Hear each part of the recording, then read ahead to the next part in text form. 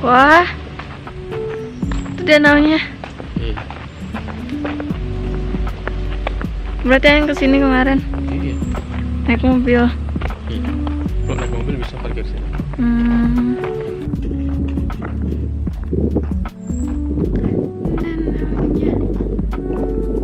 Ayo jalan. Jalan. Sekarang Ya. hitung. 1, 2, 3.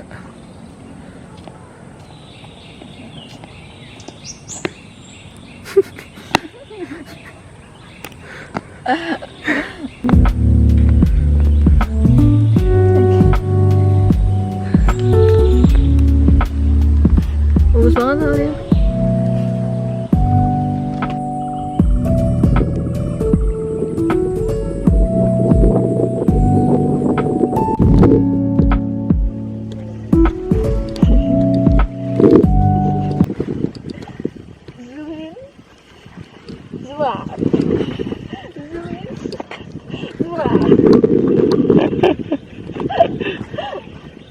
Ayah bikin video. Situ. Ayo.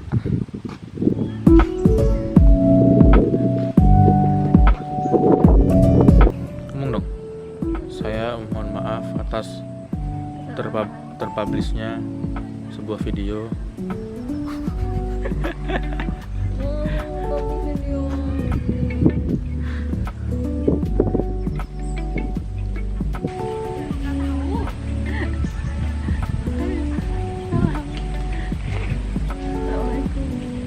Assalamualaikum. Hitungan 3. Ayah. 1, 2, 3. Assalamualaikum. Terus kita mau ngomongin apa hari ini? Ya, hari ini kita bakal ngomongin. Agak keras suaranya, agak kedengeran. Oh ya, hari ini kita bakal ngomongin Refleksi 3 bulan, 3 bulan pernikahan. Mulai dari mana? Mulai dari mana ya? Mulai dari menurutmu dari mana? Kok menurutmu? Menurut Ayang gimana? Mulai dari apa ya? Komunikasi kali. Komunikasi. Gimana sih waktu itu Ayang menyesuaikan komunikasi ke aku, terus aku juga menyesuaikan komunikasi ke Ayang. Gimana? Mungkin cara ngomong atau enggak? Iya, cara menyampaikan sesuatu. Ya, dari awal ketika pernikahan itu ada beberapa momen dalam komunikasi itu yang mungkin kadangkala membuat itu salah paham gitu kan gitu. Tapi sebenarnya tidak seperti itu. Contohnya apa? Contohnya Berapa kali yang mungkin maksudnya Ayang A tapi ternyata aku nangkepnya B gitu kan. iya ya gitu. Jadi waktu itu Ayang nggak sengaja tuh kayak ngelempar HP.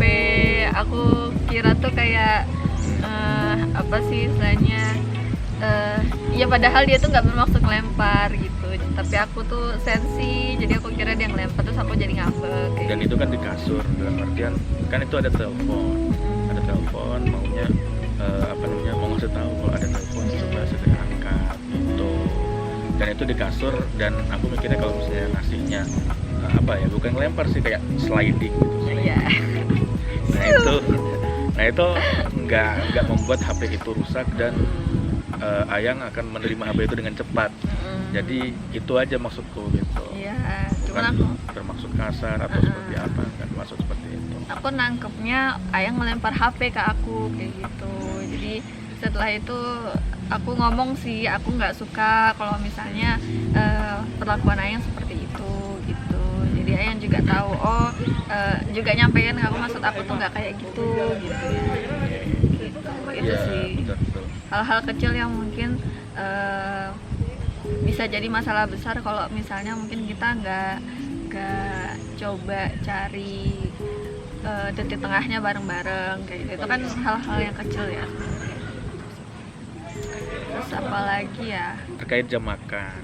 Nah, beberapa kali jam makan itu ada yang berbeda antara aku aku sama ayah. Mm-mm. Itu terkait jam makan, aku sendiri itu nggak sama sekali mematok aku siang makan jam berapa, Mm-mm. malam makan jam berapa, itu nggak ada sama sekali patokan atau jam tertentu gitu. Oke. Sedangkan ayang harus menentukan waktu untuk jam makan. Nah itu penting banget bagi dia karena berhubungan langsung sama kondisi kesehatan juga, sama kondisi perut ayang yang nggak bisa kalau misal makan telat. Iya, jadi itu aku punya emah guys, jadi harus makan di jam makan gitu kan. Sedangkan Babes tuh biasanya nggak teratur makannya, dan beberapa kali dia cuma ngerasa kelaparan kayak gitu, nggak yang sampai sakit perut. Sedangkan aku harus makan di jam makan, itu perlu penyesuaian waktu sih.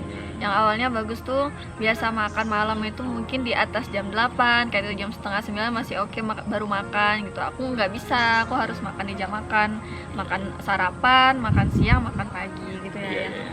Jadi ada beberapa part di mana aku memang Bagus perlu menyesuaikan jam makannya sama aku kayak gitu. Begitupun kadang aku juga harus berkali-kali wanti-wanti aku harus makan di jam makan kayak gitu. Pokoknya kita harus makan di jam makan. Jadi ketika misalnya kita lagi di luar atau lagi Bagus lagi sibuk kayak gitu, aku selalu kayak alarm gitu. Aku nggak bisa kalau makannya telat gitu sih. Itu pasti butuh penyesuaian. Ya, terlebih juga terkait dengan sarapan. Nah, sarapan itu bagiku sebelum aku menikah dengan ayang ini bukan suatu hal yang begitu penting atau urgent sekali untuk dipatok jamnya gitu untuk makan pagi gitu. Bahkan seringkali nggak sarapan gitu. Seringkalinya sarapan itu paling minum teh gitu, sedangkan ayang mungkin paling minimal tuh roti paling tidak. Biasanya juga nasi paling beratnya gitu. Dan itu membuat kehidupanku itu berbeda banget gitu. Dan itu aku juga harus adaptasi, menyesuaikan apa yang kemudian dibutuhkan sama ayang. Jadi seiring berjalannya waktu juga aku jadi ikut sarapan setiap hari gitu. Jadi ya sarapan belum gitu. Jadi kadang-kala aku yang juga minta itu sarapan dulu yuk gitu. Jadinya kayak gitu. Padahal yang dulu sama sekali nggak pernah sarapan, jadi sarapan terus gitu sih. Ya itu sisi positif yang harus dihargai dan harus disyukuri juga ketika menikah dengan ayang gitu kan. Dari yang sama sekali tidak makan secara teratur jadi teratur, itu ya sebuah nilai tambah juga gitu. Memang segala sesuatunya kan memang harus teratur, termasuk dengan makan juga gitu. Jadi seneng nggak punya istri kayak aku? Ya seneng. Banyak hal yang harus diadaptasi, tapi hal-hal yang harus diadaptasi itu positif banget. Terus perkara upload di Instagram itu. Jadi aku itu kan orangnya yang kalau misalnya upload itu pengennya itu yang urutan. Misalnya aku pengen ngehabisin satu momen dulu, baru aku bisa berpindah ke momen yang lain kayak gitu. Nah waktu itu aku tuh pengen banget ngepost foto nikah, tapi aku bingung kok ayang ini nggak ngepost kayak gitu kan. Aku tuh kayak menunggu kayak gitu kan, bisa ngepost foto nikah gitu, sampai akhirnya aku memutuskan untuk bertanya kayak gitu kan, ayang kenapa sih nggak mau ngepost foto nikah, kok belum ngepost foto nikah kayak gitu kan. Sedangkan aku udah pengen banget nih kayak gitu ngepost foto-foto di momen yang lain, sedangkan foto nikah ini belum ke-upload nih kayak gitu, gimana gitu kan. Aku nungguin ayang kayak gitu kan. Nah waktu itu aku berusaha juga untuk nggak berspekulasi apapun. Aku berusaha untuk kayak menanyakan memang alasan ayang tuh kenapa. Ternyata memang kita punya pandangan yang berbeda. Aku suka ngupload foto itu sesuai dengan momen dan itu berurutan. Jangan sampai satu momen itu hilang, baru satu momen itu udah kelewat, udah basi kayak gitu, baru di up di Instagram kayak gitu misalnya. Sedangkan ayang tuh enggak, ayang tuh kayak ngerasa gimana kalau ayang upload foto. Ya ini penting dalam artian ketika menjalin hubungan dengan seorang perempuan seorang perempuan itu yang paling penting adalah bentuk penghargaan yang sekecil apapun itu sangat berarti bagi perempuan itu, termasuk post foto itu suatu hal yang sangat berarti dan sangat berharga. Merasa disayangi dan merasa diayomi ketika foto itu dipost gitu kan, itu hal penting yang harus mungkin teman-teman tahu juga gitu, khususnya laki-laki ya, karena seringkali laki-laki ya, aku juga secara pribadi menyimpangi hal-hal yang kayak gitu, dan itu secara tidak sadar melukai perasaan pasangan kita, dan harusnya kita juga mau untuk post foto-foto yang yang menjadi momen kita bersama. Cuman masalahnya terkait dengan pemilihan waktu yang berbeda dengan Ayang. Berbedanya adalah kalau Ayang tadi berpikir bahwasannya jangan sampai salah satu momen dalam yang sudah didokumentasikan itu, foto itu gitu kan, atau video itu kita post melampaui waktu foto atau video itu diambil, atau paling tidak Ayang maunya kalau sekali foto itu ya udah langsung post pada hari itu biar reply gitu, itu lebih bagus bagi Ayang. Tapi bagiku ya kadangkala itu bagus, tapi kadangkala ada opsi lain yang lebih menarik bagiku. Opsi itu adalah ketika momen-momen yang sudah kita dokumentasikan itu kita kumpulkan, kemudian kita inventarisasi gitu kan, kita kumpulkan dalam satu folder gitu kan, dan folder itu dan momen-momen itu sudah hilang, tapi akan kita post manakala kita ingin ngepost itu. Ingin ngepost itu dalam artian kita ingin mengulang atau mereka ulang atau bahasanya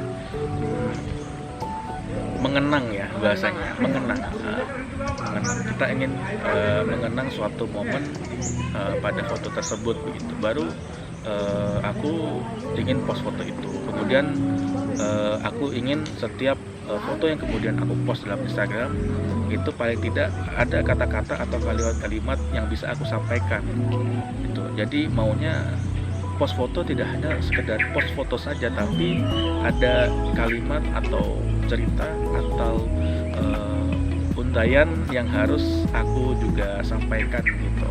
Dan itu seringkali paling tidak lebih daripada satu paragraf gitu.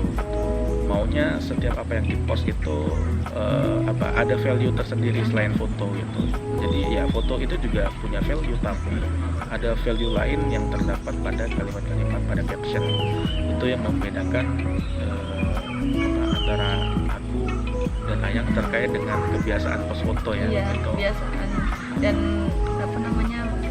punya value tersendiri kayak gitu kan. Dan itu ternyata kalau misalnya kita nggak sadar tentang hal itu dan berspekulasi, itu bakal mungkin jadi masalah yang besar ya gitu.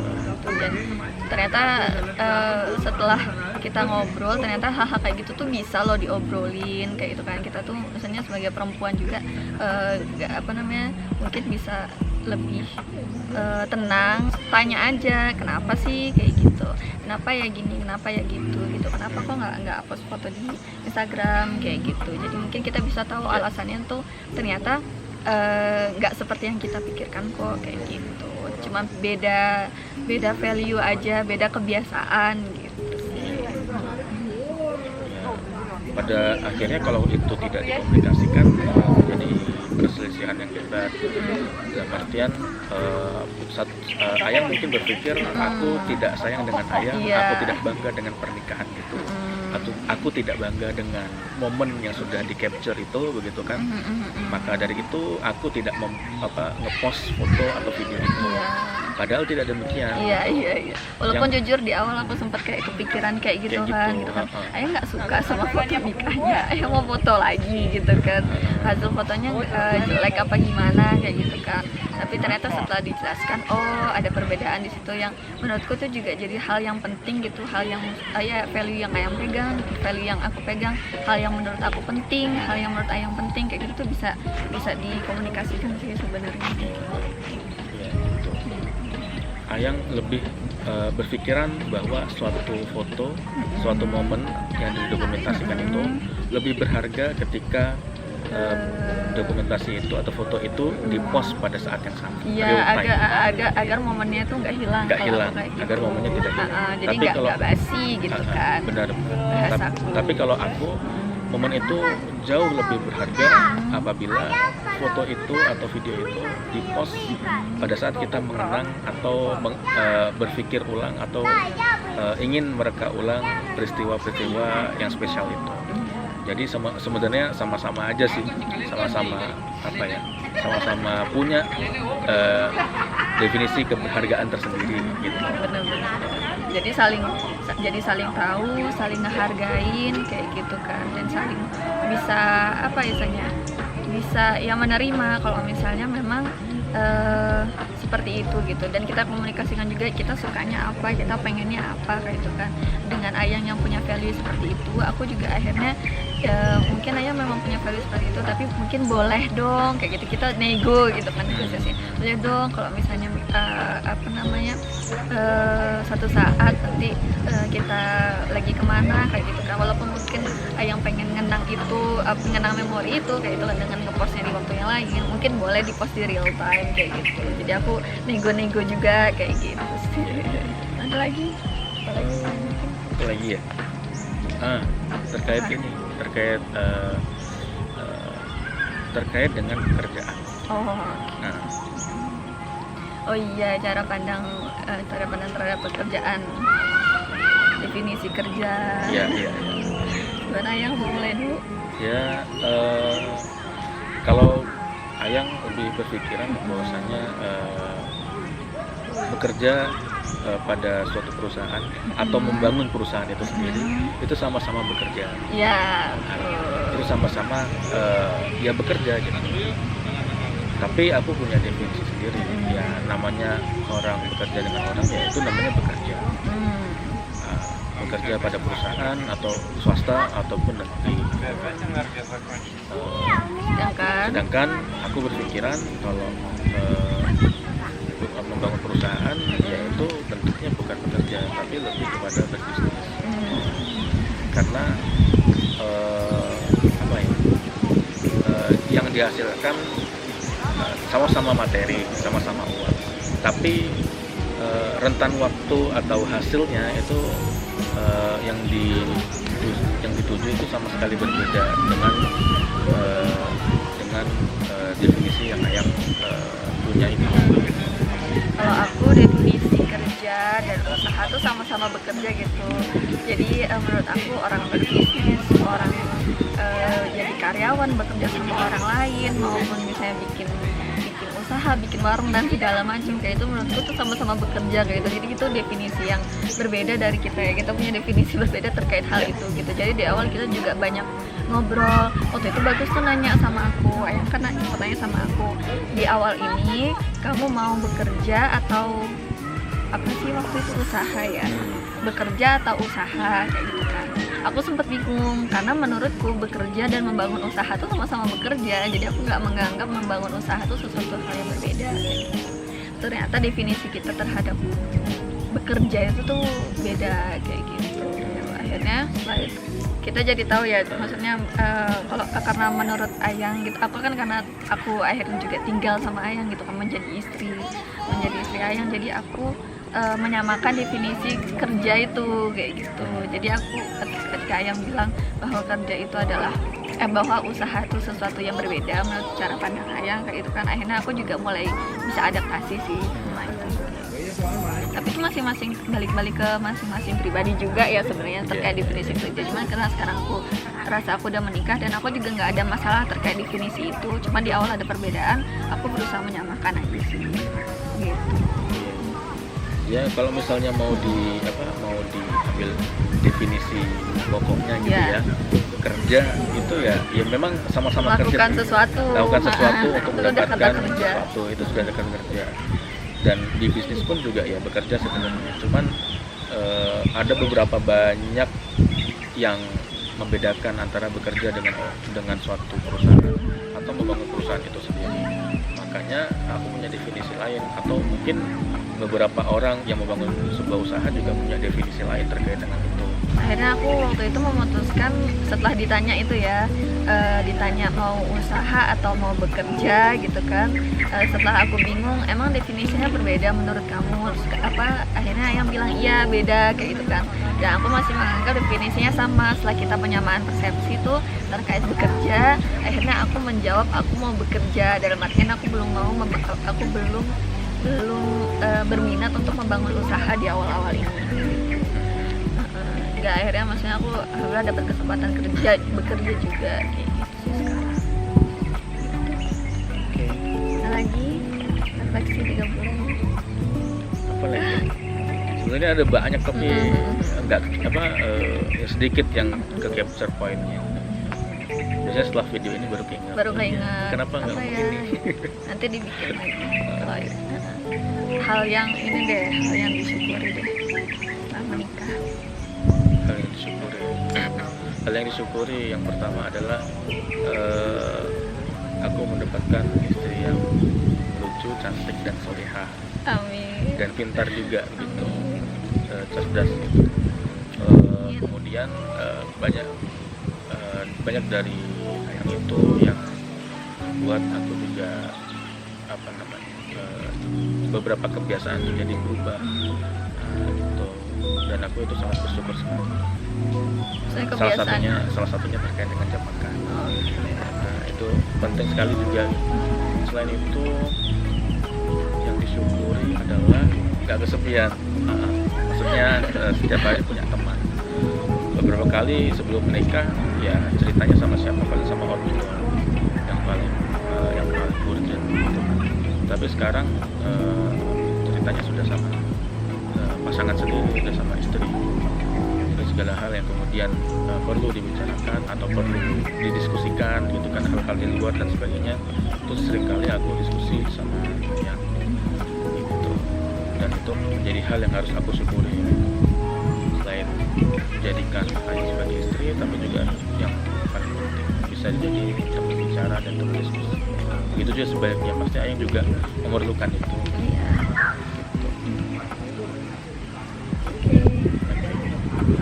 Oke. Nggak ditanya. Kalau Ayang apa yang disyukuri? Oh, kalau aku dong. Kalau Ayang apa yang disyukuri? Kalau aku alhamdulillahnya punya suami kayak bagus. Kenapa kayak yang bagus? sebagus namanya. Alhamdulillah bagus tuh, baik banget. Jadi aku kan sangat menjunjung tinggi keterbukaan dalam komunikasi, dalam ngobrol dan segala macamnya. Dan ketika aku ngobrol sama Bagus sebagai suami aku, dia sangat terbuka gitu, sangat terbuka. Karena menurut aku, maksudnya kita menikah itu kan pengennya untuk seumur hidup ya. Jadi apapun itu pasti terbuka gitu istilahnya, pengennya kayak gitu kan. Dan alhamdulillah ketika aku ngobrol apapun sama Bagus tuh, Bagus punya pikiran yang terbuka kayak gitu. Aku juga bisa ngomong secara terbuka, nggak ada yang ditutup-tutupin kayak gitu kan, ngomong sejujur-jujurnya. Kalau diskusi apapun juga berusaha untuk bisa empati satu sama lain gitu ya. Ngobrol itu bukan pengen untuk menang, bukan pengen untuk menangin ego kayak gitu. Jadi bukan untuk kayak cari siapa yang menang, siapa yang kalah, siapa yang pendapatnya paling bagus, siapa yang pendapatnya jelek kayak gitu, nggak kayak gitu. Jadi kita sama-sama saling empati sih, ngehargain kayak gitu. Oh, Ayang punya pendapat seperti ini, aku punya pendapat seperti ini. Gimana ya caranya main persepsi kayak gitu kan. Pandangan Ayang terhadap ini apa, pandangan aku terhadap ini apa kayak itu. Gimana ya jalan tengahnya biar kita itu bisa nggak clash kayak gitu. Terus yang aku senang dan alhamdulillah, maksudnya aku sebagai perempuan juga nggak kekurangan teman cerita ya kayak gitu kan. Bagus bisa diajak cerita apa aja sih yang aku syukurin sampai sekarang. Dan dia itu bertanggung jawab. Dia fight lah buat keluarganya, itu sih yang aku salut sih sama dia. Oke, mungkin episode kali ini cukup sekian. Episode guys. Semoga kita bisa membuat konten-konten lain dan video-video lain yang bermanfaat buat kita pribadi dan buat teman-teman juga. Buat jadi reminder kita juga ya. Oke, thank you very much. See you. Makasih yang Thank udah you. nonton. See you. Bye. Assalamualaikum.